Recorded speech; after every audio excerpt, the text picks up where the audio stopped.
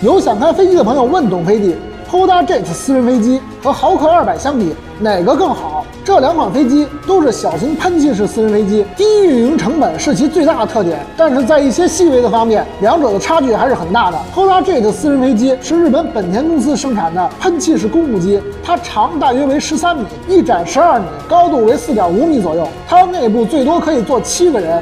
内部除了俱乐部式的座椅布局，还有一个厕所。在客舱前面有一个可以提供饮料和食品的操作区域。在航电系统方面 ，Honda Jet 私人飞机采用的是佳明 G3000，配有3个液晶显示屏，可触屏操控，让1名飞行员就可以驾驶。这款飞机采用2台 HF120涡扇发动机，让其速度可以达到每小时781千米，航程为2185千米。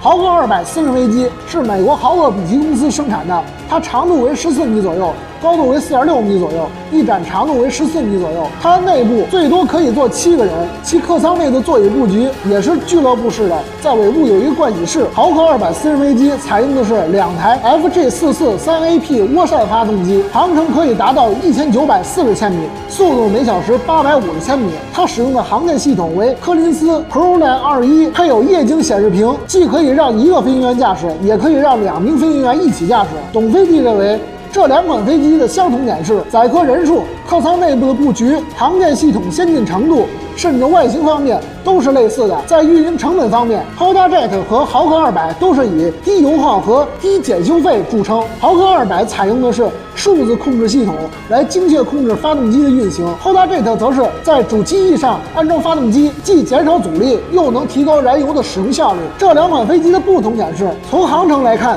，Honda Jet 私人飞机飞得更远，但是速度上，豪客200私人飞机更快。在客舱舒适度方面，豪客200私人飞机的特点是安静，而 Honda Jet 的特点是客舱空间特别宽大。在价格方面 ，Honda Jet 私人飞机价值3000万左右，豪客200私人飞机的价格在5000万左右。Honda Jet 私人飞机要比豪客200私人飞机更加便宜。各位朋友们认为这两款飞机哪个更好呢？